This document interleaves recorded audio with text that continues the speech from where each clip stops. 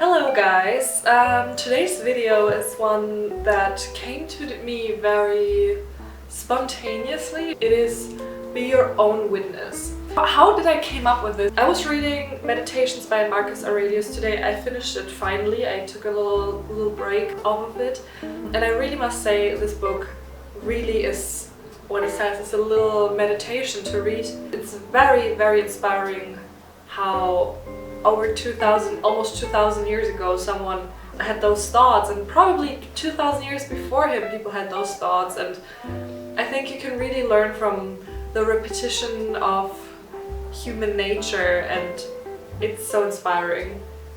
And one thing that really struck me was he has this very stoic perspective, but it's combined with a divine belief in the gods, in the universe, in the bigger law of nature.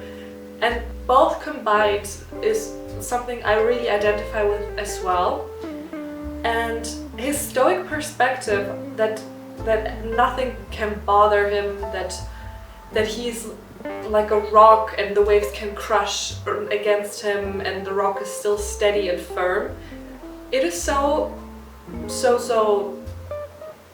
rational, but also so sometimes very sober. It's like a sober point of view, and sometimes we love to romanticize, we love to swing with the waves and be emotional and rocking back and forth, but sometimes the perspective of the rock, where you're steady and firm, is the sober glasses that we sometimes need to see ourselves objectively, and to don't take things so serious, and like don't be afraid of things. I feel like this is one of the biggest things for me, is that like so much fear sometimes is holding me back from what I'm doing, what I want to do, who I want to be. But in a bigger perspective, this fear, and when I'm going to be past and all gone, this fear will not serve anyone anymore. This fear is just so big and huge right now for me, but in the end we're all gone, and I kind of find relief in that. I don't see it in any form or way as a sad thing. I really think it is truly and deeply calming me and my nervous system to know that nothing is that deep, like people would say right now, but sometimes they are so deep.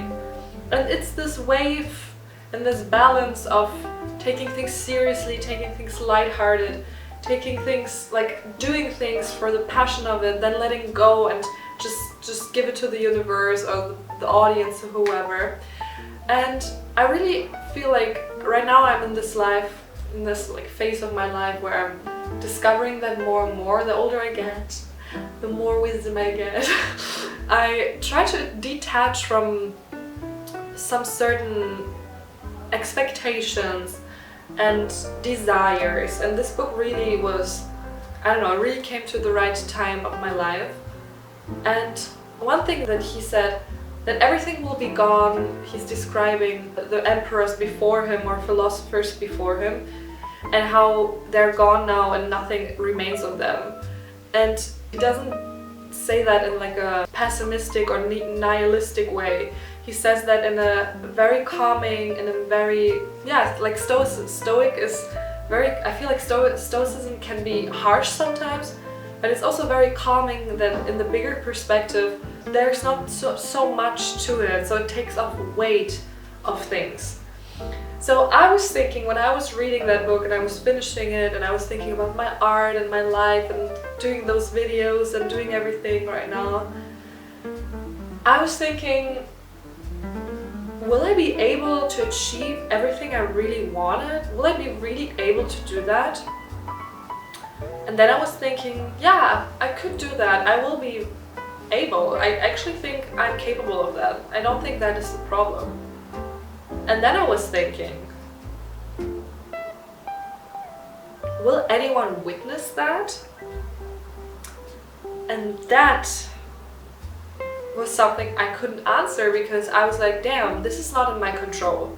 This is not in my control if someone will witness that, if someone will see my art, and if someone will be a witness to whatever is inside of me. And of course, my attempt to do art is to extract this like essence that lives inside of me. I'm like trying to extract it all of the time with every decision I'm doing, with my outfits, with the music I'm listening to. Everything is curated, put together in such like very specific way that I put effort to it, because this is what lives inside of me. My art, the films I'm doing, the poetry I'm writing, the songs I'm singing, everything of that is something that lives inside of me. But in the end, will someone witness that? And then I was thinking, you know what? I don't have any control if someone will witness it or not. If there will be one viewer or two or hundreds or whatever. But what I can control is that I am gonna be that witness. I will be the witness of what I'm doing. And I'm doing this, like maybe right now, like talking in front of the camera seems like it's just my third or fourth video. But guys, you don't know, I've been doing this for over 10 years behind closed doors, behind closed curtains. I've been filming myself when I was 14, when I first discovered YouTube, or even younger. I filmed with my friends and stuff, and I filmed myself doing makeup tutorials, talking. So I've been doing this for so long, and no one was my witness. Maybe my close friends were my witness, my mom maybe, my family, but only the people I let in, and then it's not a lot of people. And of course with social media and also doing YouTube right now, I was like thinking, yeah, I kind of can show that to more people. But you know what? It is, of course, like this urge and this desire for an artist to be seen and recognized for the art. It's there. But what is actually bigger, and I think more profound and more in control with myself, is how much am I gonna be the witness of that? How much can I enjoy what I'm doing? Because I'm doing that first and foremost for myself. Because I am the one who is witnessing my whole process. I'm the one experiencing, doing, but also witnessing. And that is something I kind of want to establish and stand with 2 feet on the ground and say it proudly, that even if no one really cares at some point, if I'm gonna be dead and gone, I was the witness to the process of me becoming myself, me finding a voice to express my art, me finding a way to be that one witness that I'm looking for. I think that is, I feel like I have a revelation talking about it. I knew it, that when I needed to sit down and talk about this with the intention to put it out, because I really feel like this is the revelation part of me, because I am gonna be the witness of it. Like even though I'm gonna do it for the public eye, and I'm gonna be cringy or whatever, it's gonna be weird, or people can judge it and people can put their eyes on me, like in the end, they can all do that, it's not in my control, but I am gonna be witnessing my process, and I'm gonna be standing in a year and see, yeah girl, you did that, amazing job. It's an attempt, okay, it's an attempt. I'm always learning and I'm always trying, and this is really a promise to myself. And there are some methods I really do, like very intuitively within those last couple of years, that I can share with how to be your own witness, that I wanted to do. But I just wanted to let you know, like, how did I come up with this idea, because I feel it is so profound to be your own witness, because that makes you so free of an audience. Even if you do a whole big ass project, in the end, if you are proud of what you made there and you love it, you're that one worthy witness you are looking for. Because if I'm not proud of that, what I'm bringing out, I will always put my expectations to the outside, that someone else will love it and approve it. That's what I'm doing if I'm not putting it back to me. So one way to really learn how to be your own witness, and one method, is by journaling, by processing your life through writing it down. important because there's so much going on while writing things down. In the end, it's just a witness that you have lived. And that is actually the most important thing of keeping a diary, is not only your memory of things and not only showing it off, or like maybe that someone maybe finds it one day and reads it and it's like meditations from Marcus Aurelius. The most important thing is that you do that for yourself, to process your life, to share that experience with yourself, to go through things, to let go of things, to just document what happens or what went through you or your thoughts. So much can happen through writing things down. You can discover your voice in writing, you can discover your patterns, you can really discover so much of you, because everything is usually inside of you, right? Everything is in your mind, in your soul, everything is somewhere inside. And to put it out is just also an attempt to extract that inside out. And then you can witness what's going on inside of you. And first of all, you have to keep a diary. So you have to write a diary, journal every day, once a week, however you can make it. And the second thing is reread your diaries. I must say I don't do it often because I just don't feel like it. I usually don't feel like rereading my diary. I'm very much a person who's either trying to be in the present moment or I'm trying to be in the future, which is not great, but I'm like always trying to, what can I do next? Where's my head to tasks, to do's, whatever. So looking to the past and processing things from the past is something I rarely do, except I have a dream or I'm getting reminded or I'm talking about something. But I actually encourage you and also myself to do it a little bit more often. I wouldn't do it like once a week, I think that's too much. So for me it comes intuitively, maybe like once in 2 months or 3 months or whatever. But if you keep a diary or a journal, I don't know, try to keep it for a couple of months. If you start right now, try to keep it. If you already have written several diaries, go after this video, go and read a little bit of your diaries, because first of all, you have an objective view of yourself. Second of all, you will see how smart you were back then, because the patterns you go through have been always inside of you. I've been reading diaries of me when I was like in my early 20s, and I'm like, damn, there's some wisdom in it. And I'm 27 right now, and it's still this thing that bothers me, but I don't know, I think it's a humbling experience, but also such a grateful experience to reread your past, because you can learn from yourself. You can also be super proud of yourself, how much you went through. If you've been journaling through a very hard time and you've mastered it and you read it like a couple of years later, you can be really proud of who you become and how things have changed and who you are right now. And even if you don't feel like that, if you feel stuck, I swear it is still something you can be proud of, because sometimes we feel stuck and we feel like, damn, I have this thing going on for so many years, when can I get rid of it? If you read past things, it's not showing you that you're stuck, it's showing you that you went through it and mastered it somehow, and you're here right now and you can learn from that. And usually you will see yourself in this state you're in right now objectively, so you can see like this. It's always this objective bird's eye view that you have to have on yourself, being the witness of yourself, that you can, for example, if I read my diary with the same theme from a couple of years ago and I read it now, I can give her advice. And then if I'm giving her advice, I'm taking the advice to myself, because I'm giving this advice to myself.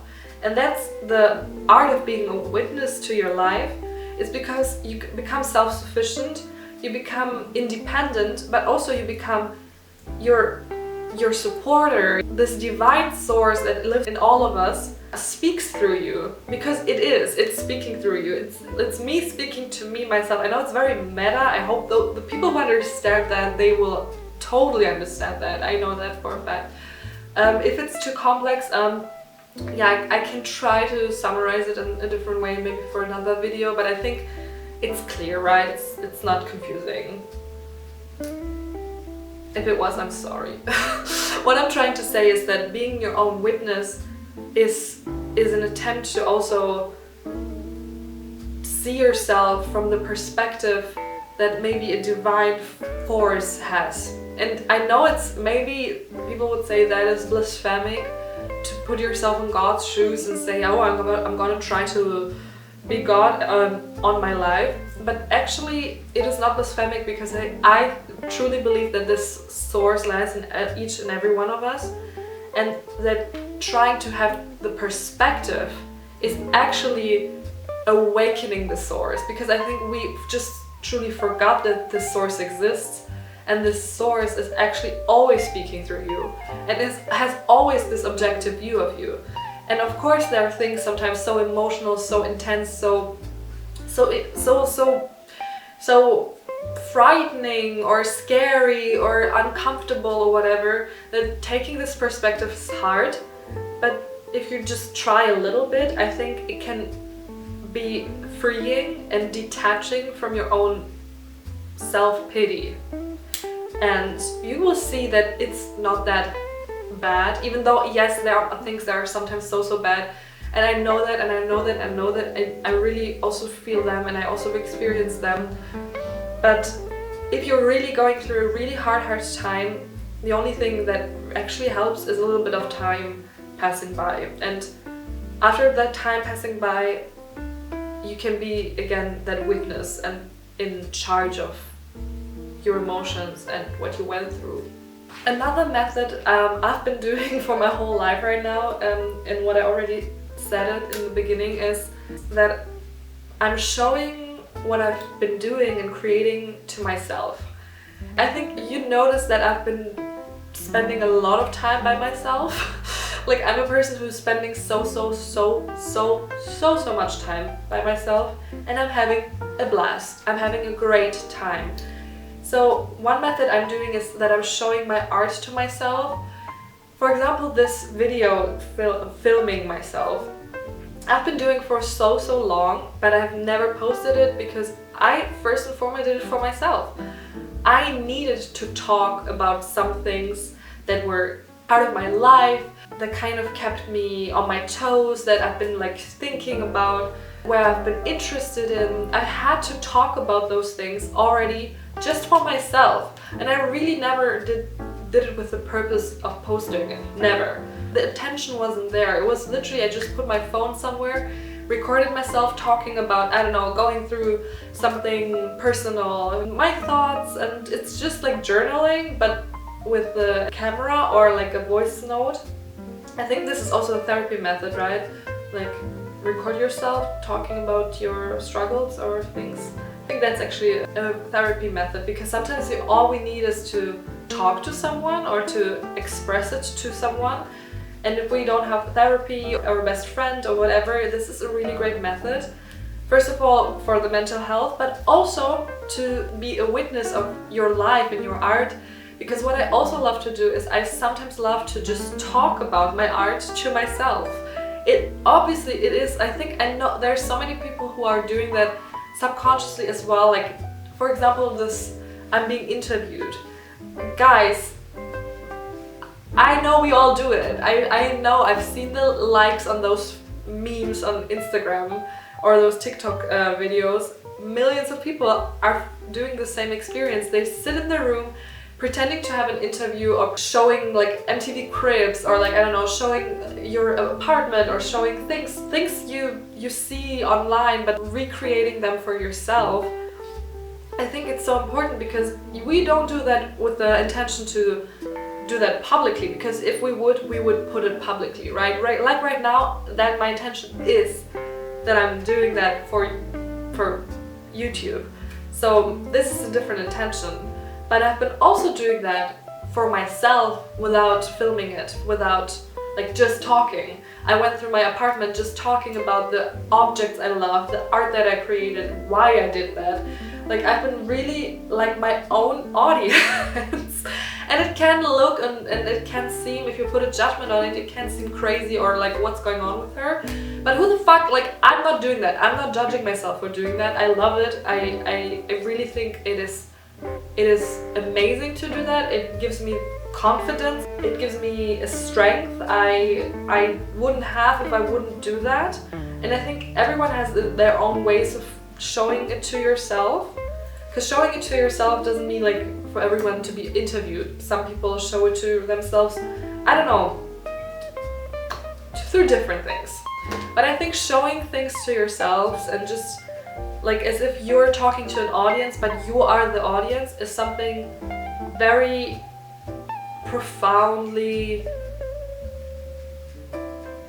healing, and also detaching yourself from the outcome, because it's fun, it's light, it's lightheartedness, you learn from that process. And then again, the benefits of it are always the same. You become yourself, you discover yourself, you detach from your like ego, you just are, you just simply are. And if you're the witness of that, you don't put your expectations to the audience. It's so funny, it wasn't the intention for me to talk about Marcus Aurelius so much, but I think this book really right now is very present in this video, because I think this is also what he was doing with his book. He never had the intention that his book gets so famous. He literally talks about fame being actually something you shouldn't pursue. You shouldn't try to be famous. It's not a desire you should have while living, because it will go away, because when you die no one will care in the end. But still he became so famous for saying that, you know what I mean? And I think that's the funny thing, like with the intention of doing things just for yourself, because meditations was first and foremost just for himself. He literally wrote down to himself all of those wisdom and repetitive things with the intention that he will remember, that he himself will take himself accountable so he can rely on himself. So he was the witness of his meditations first, and then other witnesses came in, but he didn't care about it. Okay, the last method and the last symbol and thing I want to talk about is the mirror. And being your own witness is kind of mirroring yourself, and I think the mirror is one of my favorite symbols when it comes to symbols in poetry, in film, in art. The mirror has always been my, I don't know, if I would choose a symbol that describes me as a person, I would always choose a mirror. Guys, if you don't know my astrological sign yet, I'm a Leo. I think that is very clear now, because the Leo is also always at the mirror, but it's not coming from like this egocentrical vanity thing. It is more becoming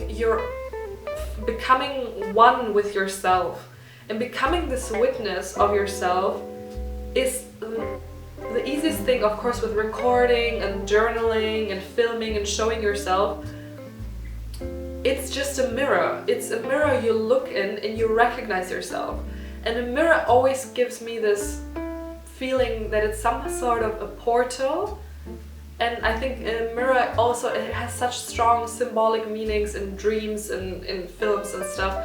And for me, it's really representing a portal of you and who you can be and who you are, but also because it's, now we're getting very philosophical, and I think I need to do a whole video on mirrors, because I must say, and I also will, like, mirrors are a symbol I put into my art all around me, always, everywhere, because there's so much depth to them. But a mirror, with a mirror you look, you with your two eyes are the one who looks into the mirror. So you decide what you will see. Do you see just yourself, no judgment, just a human being looking at themselves? Do you put judgment on, I look so bad, I look so shit, what is that in my face? Do you put a praising on, I'm the best, I can do everything, I can achieve everything? It's what you put into your head while looking at you what makes the mirror so powerful, because it reflects right back to you. It reflects what you already are and what you see and think and feel about yourself right back to you. And it will always show that. And a mirror is not objectively, because we cannot see ourselves objectively into the mirror. We can't. We will always see it through our own eyes, which are already filled with our own personal thoughts, emotions, judgments. So a mirror is so powerful because you can shape your mirror. You can shape it. I'm not talking of scientific researches. There's a lot of evidence in scientific researches that if you look into the mirror and you say positive things, affirmations, they change how you think and how you feel about yourself. And that's the power of a mirror, and that is the power of being your own witness, because you can literally shape yourself.